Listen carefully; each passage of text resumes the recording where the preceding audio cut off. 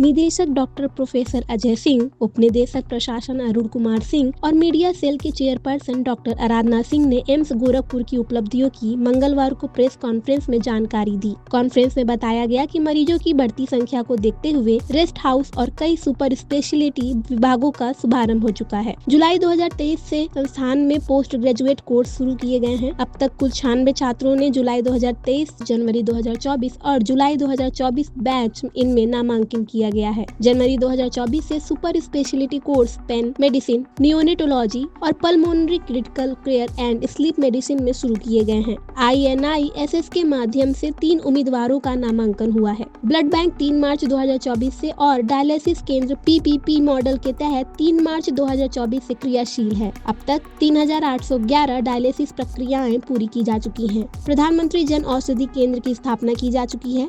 AIIMS परिसर में 150 बिस्तरों वाले नाइट शेल्टर बनाया गया है, जिसमें 24 घंटे के लिए प्रति व्यक्ति ₹75 का शुल्क निर्धारित है। 500 से 600 एक्सरे प्रतिदिन बिना किसी प्रतीक्षा सूची के किए जा रहे हैं। प्रतिदिन 45 से 50 CT स्कैन और 30 से 35 MRI किए जा रहे हैं। आयुष OPD सेवाएं नियमित रूप से संचालित हो रही हैं। अब तक 50,027 मरीजों का इलाज किया गया है। की डेट में जो हमारा एम्स गोरखपुर है, बाकी जो 7 में शुरू हुए एम्स और जो कुछ उससे पहले फेज़ 2 में शुरू हुए एम्स हैं, उनसे जो है पूरी प्रतिस्पर्धा कर रहा है। और आज की डेट में हमारे OPD में जो हमारा डेली का फुटफॉल है वो 4 से 5 हज़ार मरीजों का है। हमारे इमरजेंसी में 150 से 175 मरीज़ डेली आ रहे हैं, जिसमें सीरियस मरीज़ भी हैं और उसमें से 25 से 30 मरीज़ भर्ती होते हैं डेली हमारे वहाँ। और हमारे वहाँ पिछले विगत 1.5 सालों में respiratory ICU, medicine ICU, anaesthesia ICU, surgical ICU, NICU, PICU और साथ साथ में रेस्पिरेटरी ICU भी शुरू हो चुका है, जिसमें हम मरीजों को यहाँ पे जो सीरियस मरीज हैं उनको हम सुविधाएं प्रदान कर रहे हैं। विगत 1.5 साल में आप देखेंगे तो एम्स गोरखपुर तमाम लिमिटेशंस के बावजूद नई ऊंचाइयों पे पहुंचने में सफल रहा है। इसके लिए हमें एक प्रभावकारी मार्गदर्शन लीडरशिप मिली है और सबसे महत्वपूर्ण बात यह है कि जो हमारे फैकल्टी मेंबर्स हैं, जिन्हें आप डॉक्टर बोलते हैं, वो यहाँ अध्यापक भी हैं। उनके समर्पण का कोई मतलब सैल्यूट करना चाहिए। आप देखेंगे कि एम्स गोरखपुर में कोई भी मरीज बिना देखे हुए वापस नहीं किए जाते हैं, चाहे वो रात को कितना भी समय हो जाए।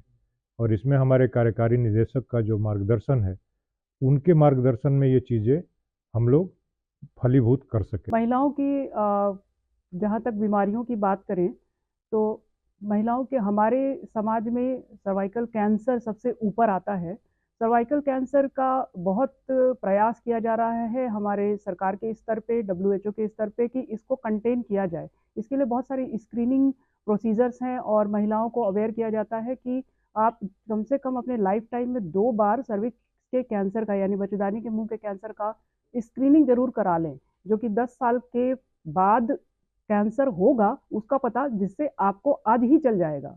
तो हमारे यहाँ अनफॉर्चुनेटली महिलाएं इतनी अवेयर नहीं है कि वो खुद से, आज तक हमें ऐसा नहीं कोई केस मिला जिसमें कि महिला खुद से यह कहते हुए आई हो हमारे OPD में कि हमें सर्वाइकल कैंसर स्क्रीनिंग कराना है, कैंसर की स्क्रीनिंग करानी है या जाँच करानी है।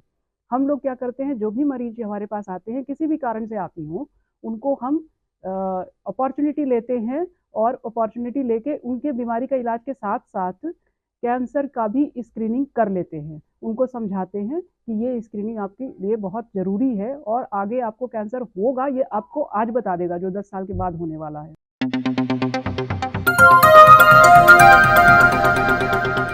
बजाओ जरा झूम के बजाओ, बजाओ बजाओ जरा झूम के बजाओ।